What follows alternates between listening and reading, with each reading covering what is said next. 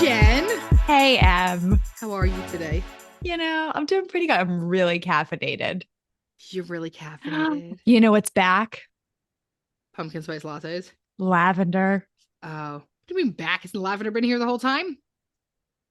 When it I just gets, realized my mic was nowhere near my face. My mic wasn't even close to I here. think it's fine. It's fine. So, sorry about that, y'all. I thought you were saying pumpkin spice. Listen, I hate to say it. I don't think pumpkin spice is good. I think it's fine, but I just, I love my lavender. The reason why it went away for me is that I typically go more towards iced coffee when it's hot, and now I'm just so cold. Why can't you have lavender iced coffee though? I don't like flavored iced coffees. I don't know why. It's Doesn't do because it for you're just me. drinking milk in a cup, bro. Yeah, that's true. I don't Your like, iced coffee is let me literally review. milk. Let me rephrase. I don't like flavored milk. Yeah, that's what it's like for you. I All think right, that's ready? what it is. Yeah, I'm ready. Listener question.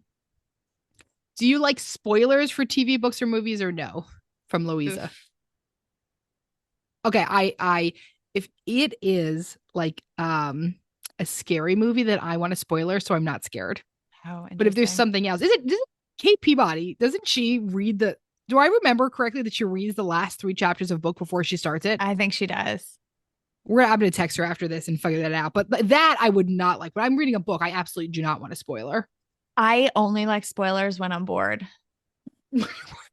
That makes sense. Like if I'm typically if there's like okay, like bachelor bachelorette situation, if I'm bored with the thing, I'm like I just want to know so I can like look out for the signs. Oh, You know what I mean? Like I yeah. just want to know who wins. And if I'm bored, I just want to fast. Like I just don't Go care through. after a while. I mean, I don't watch shows like that. So Right. So I'm you not don't have bored the same enough. experience. No, I don't think so. Yeah, I don't think we're Also, having the every same. show I'm watching, I've seen 50,000 times. Like, how many times can you watch Ted Lasso? Like, I don't need a spoiler. I've seen it 10 already. Oh, Shrinking, the second season of Oh, Shrinking's out. you know what? I remember last night getting like a thing, like new episode of Shrinking is on. I have to go watch it.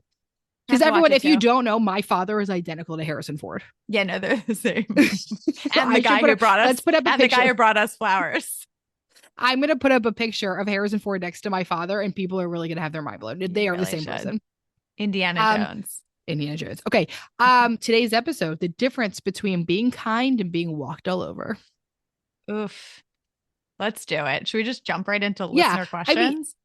okay, first, how would you define it? What do you think is the difference between being kind and being walked all over? Um, I think that these like they feel like two opposite ends of the spectrum. Um, but being kind, right, is you can be kind and also set boundaries for yourself. You can be kind and also have healthy relationships where you're not completely sacrificing yourself for someone else. I think as women, especially, we've been socialized that kindness means self-sacrificing. Um, and I think in this episode, something that's really important for us to do is like redefine what kindness looks like in your relationships, in your everyday lives. So that I think is just a really important distinction that kindness isn't like being completely self-sacrificial. You Yeah. can be kind and also have healthy boundaries with people. Well, I think for some reason we've been taught that being kind is like saying yes all the time. Like, oh my God, like she's so nice. She does everything. She's so kind. Like, that's not fucking kind, right? Like, Right. and our favorite saying, right, is clear is kind. Yes. And so being clear about like, oh, I can't do that, or I'm not interested in doing that, or no, thank you, I think is very kind, but it is not socially seen as kind. Yeah. So there has to be this like redo and reclaiming of this word and what it really means. I think you're right. I think it has to do with all of the boundaries. So being kind and being walked all over. Here's the other thing I think about being kind with boundaries and assertiveness and clarity will not leave you. It might be slightly distressing to say no at the beginning, but it doesn't leave you with resentment and distressing afterwards. I was thinking the exact same Yeah, thing. we're The being resentment walked all piece. over is like afterwards, I am pissed off and I am resentful or I'm shut down, right? Like any of these things. Because being kind is also letting someone know where you stand, right? Because if you don't let someone know where you stand, and then they make a decision based on you just saying yes and not honoring yourself, um, then you're not also honoring the relationship by allowing them to understand where you are and where you stand, because then they can't make a decision based on that understanding of where you are and where you stand. Yeah. So being clear and being kind means expressing where you are so that the other person can also respond in a way that honors your relationship. Mm-hmm. Okay, listener questions. Let's roll into it. Let's do it. How to hold people accountable and maintain your boundaries without being mean. It's so funny. Why do we think that being mean is the only way? I know. Like, and I'm sure a billion people would ask that same variation of that question. And why is it being mean? Right. Why is it mean? That's the socially constructed part of being women, don't you think? Yeah, 100%. Be nice, be kind, placate, la la la. But like holding people accountable, right? I think we think about it as like, well, I'm holding you accountable. And the way I'm going to do that is like harsh. Like, no, you can hold people accountable in a very kind, loving way. I mean, this is also like the discord online about like what a boundary is. And like so often when you see it written, you're like, Jesus Christ, that was cold. You like see like some bullshit therapist thing online and you're like, say this, but instead say this. You're like, good Lord. Right? Like, my God. You didn't want to put like a little mush on the side. Like, I'm not saying you got to flavor the whole thing, not like a tiny bit of fluff, Just fluff it up. a tiny bit. Right. Also, we need some fluff. I need people to fluff the shit out of things when they say things to me. You know, What? people, What? do you know some people? Some people call it fart a fluff.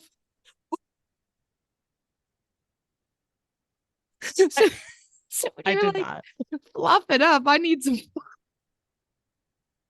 I did not know that. Okay. Like a lot of people tell their kids a fart's Why? called a fluff. Why is that something I would be asking for? I don't know what you're into. You I won't do, yuck your actually. yum, You bitch. actually do. You know me very well. You know that's not something I would be into. But Okay. like, why do you call your kids that? Just call it a fucking fart. I don't know, like Just call it gas a fart, fart. right? Like, God forbid your child says the word fart. So, It is okay. kind of a gross word, actually. So, um, we're not answering the question. We're just talking about fluffing shit up. Um, but how to hold people accountable and maintain your boundaries without being mean.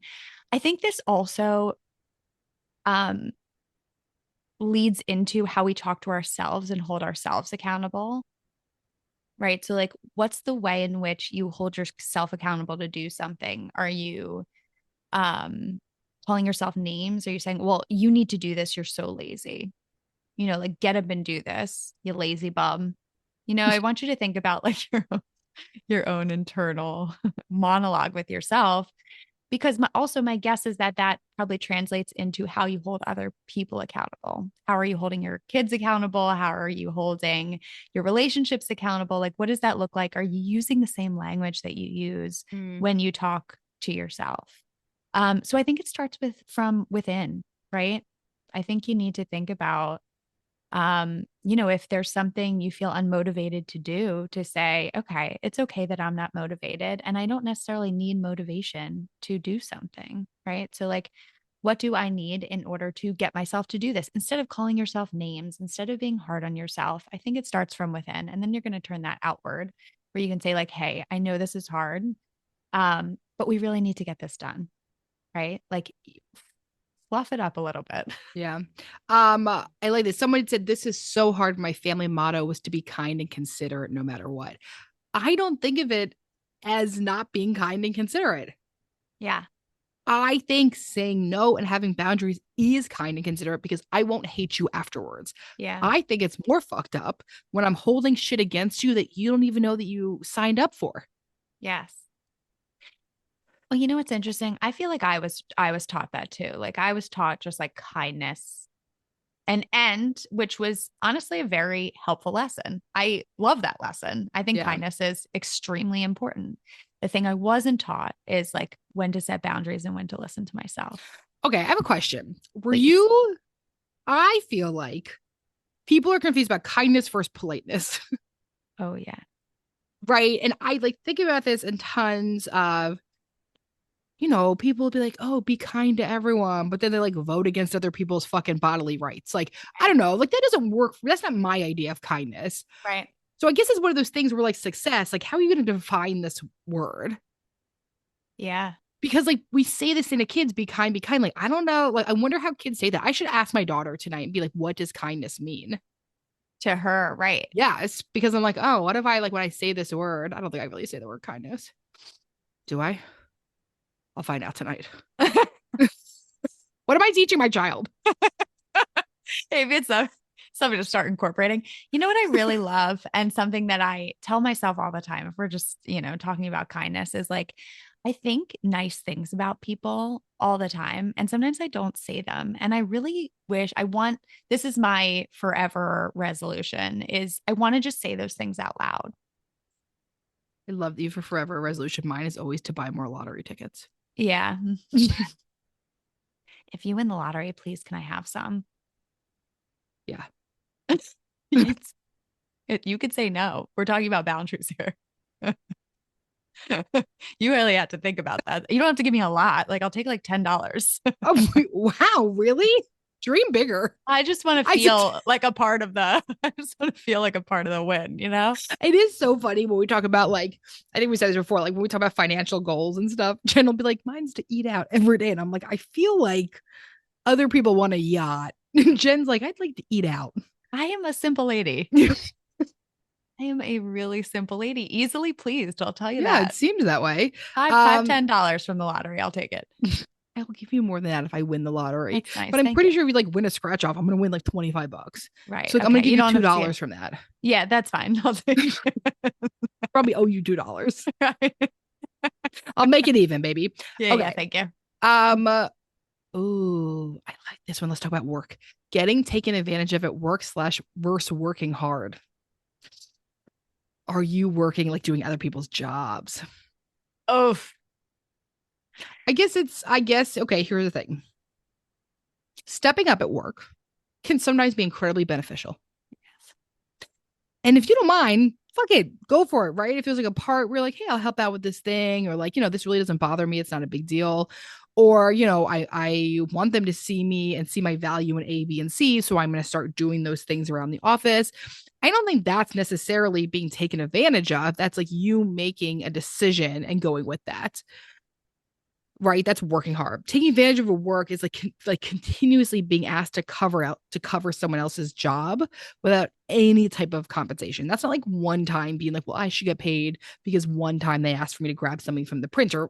No, that's just being a fucking human, right? Like, right. but if you were continuously being asked to cover someone else's workload or to do things or to help other people get ahead, I would consider that being taken advantage of.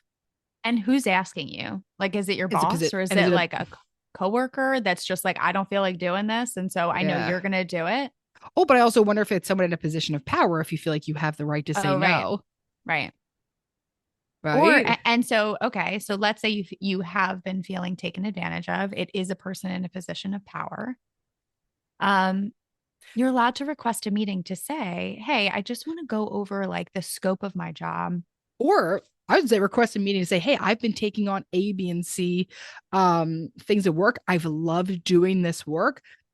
I'd like to see if I can get my responsibilities and my role expanded. This has been Yeah. great for me. And Right? my Like use it as compensation to leverage. match to And yeah, match that. exactly. Right. If Like that's not what you want, right? And you're just like, I'm they doing too continue. much work, I don't care. You can just say, I want to go over like what my roles and responsibilities are. I feel that I'm taking on more than what I had originally planned on doing. Let's talk about what this means, right? Or is there someone else who can pick this up, right? Mm-hmm. Sometimes someone might go on maternity leave, someone might have gotten sick, like other coworkers have gotten sick, and sometimes we have to pick up for the sake of the team. But if this is happening constantly, and you're being pulled into it because they know you're always going to say yes, that you're not going to fight back, um, then that's something to consider. Yeah. Great question. Okay, what do we got next? Dealer's choice. I still have no idea if you're talking to me or you when you say that. We're both the dealer. Oh, I'm a dealer So now. Cool. we're both the dealer. Um, how to be kind to partner without them taking advantage of my kindness and walking all over me. Why are they your partner if they're doing that? I have a bigger question here about your relationship dynamic, right? Yeah. I also wonder, my first thought, I don't know why this was my first thought, but I'll just say it like, is this something that's actually happening in your current Mm, relationship? Is this a new relationship? Is this something that's actually happening in your current relationship? Or is it a fear that this will happen if you are kind to mm, your partner? Right. Like, so that's what I'm trying to decipher is if this is something that's currently happening, you got to have a conversation yeah. that your kindness means automatically that you're going to get taken advantage of. That means you might need to set some more boundaries here. Um, if this is a fear of if I'm kind in this relationship, I'm going to get taken advantage of because in past relationships, that's what happened to me. Then it's also a conversation to have with your partner, like, hey, this is coming up for me, and also a conversation to have with yourself. I also wonder if that is your worldview, right? If I'm kind, then I'm going to be taken advantage of. Then how do you enter into those relationships? Like, what does it look like? Because sometimes if there's real vulnerability there, instead of being kind, we get very walled off, right? We kind of swing so far the other way of, well, I'm going to be super protective of myself and I'm going to set really strong boundaries and I'm not going to be kind because I know that kindness leads to being taken advantage of. Sometimes it's not necessarily, our experience in past relationships, but it could be, seeing maybe a parent get taken advantage of with their kindness.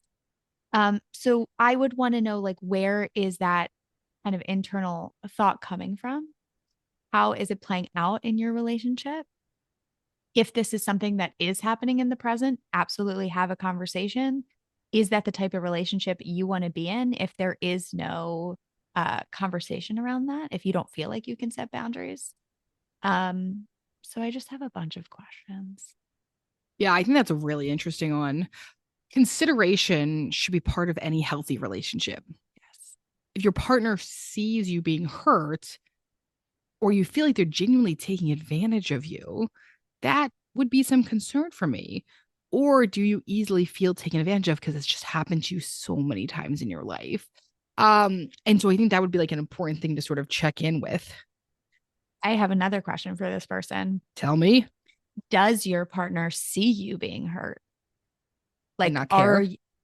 are you just not expressing it? Mm-hmm, Like, are mm-hmm. you just shoving it down because your idea of kindness is give and give and give and give? Yeah. Once again, like we talked about earlier, kindness for women has sometimes been taught as like being completely self-sacrificing. And so if you're not expressing that this is hurting you, this would be the time to speak up. Yeah. Cool. Um, uh, can you speak on this with parents and in-laws? So this once again goes back to the conversation around boundaries. If you feel like, let's say, let's do an example. If a few times you have offered to watch your in-laws' pets, and now you feel like they always ask you to watch their pets and you're never compensated for it, and you don't really want to do it as much as you're doing it or want to do it at all. Um, I think this is when we go to the question of like, am I expressing that? You saying no does not mean you're a fucking asshole, right? And also, them asking doesn't necessarily mean they're walking all over you because you haven't said no. What kind of pets too? That's my biggest question. Well, what do you mean? Like you're gonna take 14 dogs? They got What if, 14 dogs. They're shitting on your house. You don't. No. what if they're like birds? Oh, I'm definitely not gonna say yes to birds. I'm not gonna be Speaking like, of, yes, I'll watch your 10 snakes. speaking of, I was attacked by a bird the other night. It's amazing. I'm sorry. I know it didn't feel amazing, but the video footage is hilarious because it was on your fucking doorbell camera. I don't know what was happening, but I that don't bird, know if he was attacking you. you don't think? I think he like maybe had rabies and was confused. I think that's possible. Also, I have another video that I did not send you right before that happened. Me and Bill were outside and it tried to attack us right before that. So I'll So send it something's to you. wrong with that bird. I know. I was Or worried you're about ruining, it. or you're in its fucking way because it's nature and we came after birds. That's fair. Obviously, you're Okay. gonna now you're gonna put the video in Shrink Chicks though, right? Maybe. Yeah. Just depends on my Maybe, please. Be kind. we'll take a Be vote. We'll take kind, a vote. Jennifer. Sorry. Okay. My kindness, I will sacrifice Yes. myself for your viewing pleasure. So right, so like the thing, right? If your in-laws ask to come over because they want to see your child and you always say yes, and then you're mad because they always ask, well, like, I mean, I don't know, you always say yes. What do you want them to do? So Right. the question is, what is your part in this as well? I know it would always be great if we were the good ones and everyone else was bad, but it's not real. I like what you said about like what, of course, they expect that you're going to say yes. You always say yes. Yeah. So you can't expect someone to stop asking if you're never saying no. I also think when you come on the side of like, I don't want to be a burden to anyone, I don't ask anyone for anything, you expect other people to approach you in the same way, right? Where they're like, of course, they're eventually going to realize that they ask me too much. Yeah. Like, no, it is your responsibility to set that boundary and say no. Well, like makes me think of one of our other favorite phrases that I have a million times said. I got from Tom Wood, one of my amazing supervisors. It says, right, helping is the happy side of control. So if I'm very helpful to people and I'm very kind to them and I'm very nice, then I can control a situation, right? So if I always say yes to my in-laws to watch their dog, then, I feel like around the holidays, they'll be nicer to me or, you know what I mean? Like whatever it is, like that's not true. Kindness and niceness does not mean loyalty in some way. And so I guess the question I'd also want you to ask is why do I keep saying yes to things? Why do I keep being like kind to things, right? Is it because you were taught it from a young age? Or is it because you're hoping if you do this, it can control some type of outcome? Right. Like you think you're going to get some sort of reward. I don't know if reward's the right word. There's some sort of pay back, If I whether, always say yes, right? If I always say yes, then my in-laws are going to like me. You can always say yes, your in-laws can fucking hate you. I mean, it doesn't equal anything. I mean, a perfect example, right, is like, let's say you're always saying, if we use the same example, you always say yes to taking care of the dogs when your in laws go away. You assume that when you have a kid, that they're automatically going to help you take care of that kid. And that doesn't always happen. So I Yeah. think also questioning, like, what are your expectations of what the reward is that you're going to receive if you have no boundaries? Yes. Ooh, Because reward. That's interesting. I think about it as transactional, yeah, right? Like if I say yes to this, what do I get from it? And like yeah. that's just not real. It's not, in theory, it'd be cool if that worked out that way. And I think sometimes we don't even like it's so subconscious to us that it's not even conscious like what the reason is we're doing it for because it's happening so quickly, right? We're just assuming like, yeah, I'm doing this. Of course they're going to help me, right? It's my subconscious idea that grandparents help with the grandkids once Mm-hmm. they have grandkids, and if I do this, they're going to be more likely to be helpful, they're going to be more likely to say yes. And you don't always get that. Sometimes you do, but just because you have no boundaries now and you're saying yes to everything now does not mean you're automatically going to get that from I them. That is a know. hard pill to swallow. Especially if you already put in that time. Yeah. You're like, shit, why do I let these dogs shit all over my house? Right. It's not, Not the you know. best. 14 dogs would be excessive. Is that what you said earlier?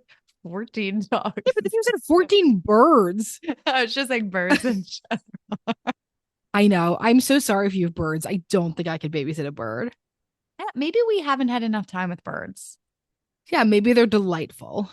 Yeah, maybe we don't know. Maybe we just don't know. And we're categorizing birds in a way you're based. Oh, are we I discriminating against pet birds? I think we are. I had a turtle growing up. I had a turn on college because it was like the only thing we could have. Her name was Shelley Steinberg. Mine was Sheldon, of course. We're so original. Fuck, I It's know it's so embarrassing. That embarrassing, is really really embarrassing. embarrassing. Um, Here's an interesting one. Boundaries with in-laws invading your space and plans. Oof. What have you tried to do? Especially when it's in-laws, is it just you saying no, or is your partner also having your back? Yeah. Why do you keep telling them your plans?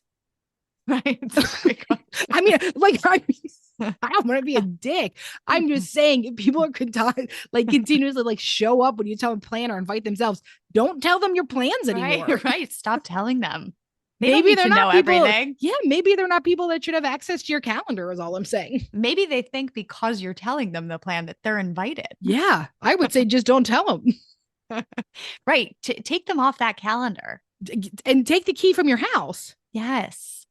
Change the locks. Change the locks, man. Like, yeah, like people don't like need access to things just because they think they should have it. And you don't have to give it to them just because they ask. And if you need to set that boundary, you say, like, hey, listen, like, let's say they have access to your calendar and they know that in 3 weeks, even though you take them off the calendar, they know in 3 weeks that, like, you're going to a dinner and for whatever reason, show, They're like, I show up also want to there. go to Chili's. Right. You get to say, like, hey, listen, like, we definitely want to spend time with you at some point, but like, it's just going to be the two of us at Chili's. Like, Yeah. and I think Could you imagine sharing your calendar with your parents? People definitely do it. I could never. Yeah. I mean, I'm a private lady. That's why talking on this podcast just pains me to death. I'm like, yeah, you're so private. You are still doing this podcast 5 fucking years later. Also, I was going to say, I see literally everything on your calendar. Yeah. I mean, you don't count. You don't count. We're so codependent. Yeah. Also, I would never show up to your things because I don't want to do that. Right. Exactly. Also, there's certain things I put on another calendar and things that you would not care about. What do you not share with me? Like what? Like sometimes I'll put like Louis, like heartworm and tick stuff. I see that. I see all of it. I don't buy it. He got groomed the other day. Someone's getting groomed always. Someone's going to the doctor. It's really Nikki has an appointment at the Apple Genius Bar today. Yes, I saw that. She needs it. Her computer's breathing heavy. Her computers. I know. We're gonna have to help her out with that one. Okay. This is an interesting relationship with adult kids, asking for what I want but not wanting to look needy. So what's wrong with looking needy? Like where is that coming from that that's your fear? And why does asking for what I want make you look needy? It sounds fear-based. It's okay to be scared to ask for what you want and to still do it. And I also wonder if, the fear of looking needy also, connects with the fear of being rejected, right? If I look needy, then will I be rejected? I think there's a real honest conversation that you can have with your adult kids when you want more time with them to say, like, hey, do you want to go out to dinner? Like, I would love to spend time with you. I think sometimes when there's a fear of rejection or there's a fear of looking needy, sometimes you put it on your kids and to say, like, well, I'm asking for what I want. But asking for what you want isn't saying, well, you never do this with me. You don't do this. You don't call me. Yeah.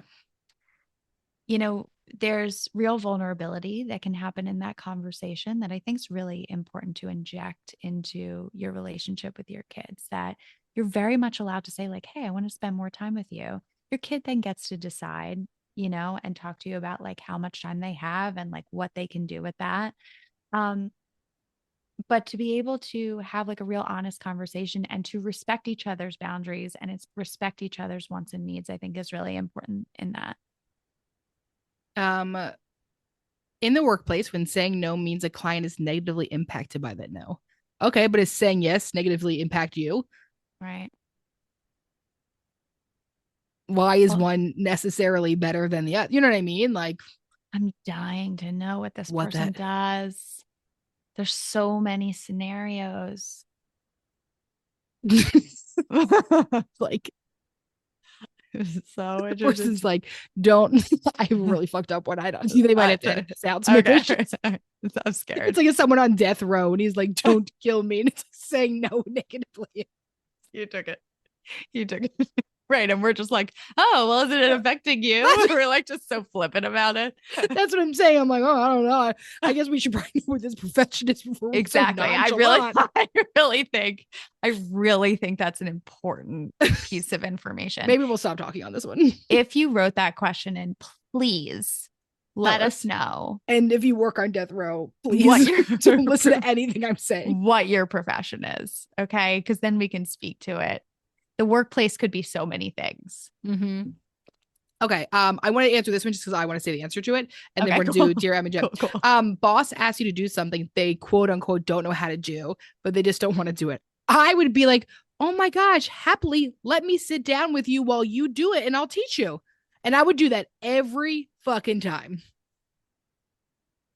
No problem. Let's see you do it. Share your screen. Yes.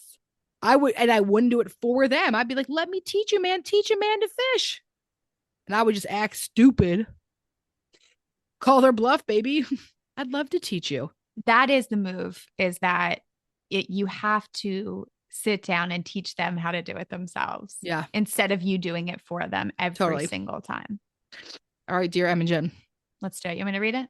Of course. I love your beautiful voice. Oh, thank you so much. Dear Em and Jen, love the pod. I've been listening for quite some time. Like all the other listeners, your podcast wisdom and expertise has helped me so much in my life in differentiating myself, helping me to grow into myself and listen to my own needs. Oh, it makes me so happy. As a mother, Emmalee, I need advice. I have a semi-toxic father-in-law. He loves and cares for me, my husband, and my son, but will often do things that piss me off and I don't agree with in my parenting style and can be very controlling.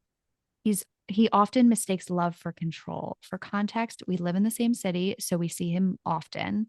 When I was pregnant, he regularly made comments like, "Are you sure you're not having twins? And it looks like you're ready to pop." Every time I saw them, I uncomfortably laughed it off. I hated the feeling of someone, let alone a man and the father of my husband, actively watching and judging my body. The thoughtless comments are incessant. If my baby is crying when I show up at their house, he'll run over and say, "What did they do to you?" Or if my son is pulling my hair, he'll go, "That's my boy." Oh my God. That's how we get attention from girls. Oh no. I no longer have the ability to shrug it off. My postpartum rage escalates so quickly. As my son has gone from a newborn to a cute, chubby baby with cute little rolls on his thighs, he has made comments that it's a good thing he isn't a girl, so we wouldn't have to worry about his attractive legs. I'm in pain. And other gross and dumb comments to that effect. I hate it so much and leave their space feeling drained, enraged, and disgusted. My husband and I are confused and frustrated about how to deal with this. With my father-in-law. Oh, my father-in-law is deeply insecure, easily defensive, and responds horribly to feedback. If it was just the do I not know that word? Yeah. Idiocy. Oh, wow. Start over. I kept wanting to say idiocrity. Idiocy. If it was just the idiocy of those comments, it would be plenty annoying, but he also puts our child in harm's way.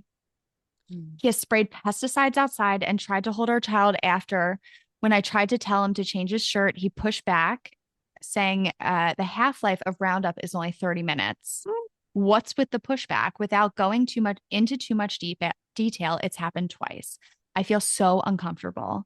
He also pushed back after to readjust the positioning of our son in a carrier to make sure he could breathe by telling me his hips were different than mine, which is so dismissive and not even a reason. Can you provide me with some advice on how to maintain a relationship with my father-in-law when I absolutely do not trust him with my son? I don't want to create estrangement. How do I resolve always feeling uncomfortable around him? Thanks for all your help. Fuck, I'm so sorry. I'm so sorry. Here's the thing. Here's like one of the most challenging parts is like, it actually sounds like this granddad really loves his grandson, right? Like actually like the unfortunate part about this is like, this doesn't seem like this cruel malice person. It just sounds like, yeah, like someone who has like shitty communication and relational skills. Um, and that's his way of attempting to join and bond, right? And so that's the hard part, is that like this person doesn't seem like they mean to hurt, but they're being a fucking asshole. Um, and so a few things. One, I really feel like this needs to come from your partner more than you. And so I want you to stand up for yourself, but I'm being totally honest. I don't think this is entirely your conversations to be having. Now, that being said, I think you have to take this person at face value. They are who they are. We cannot expect people to change and do a complete 180. What that might mean is being aware of what times you go over there, being aware of what activities you do with them. I would not be okay with the roundup thing myself. That would be super fucking challenging for me.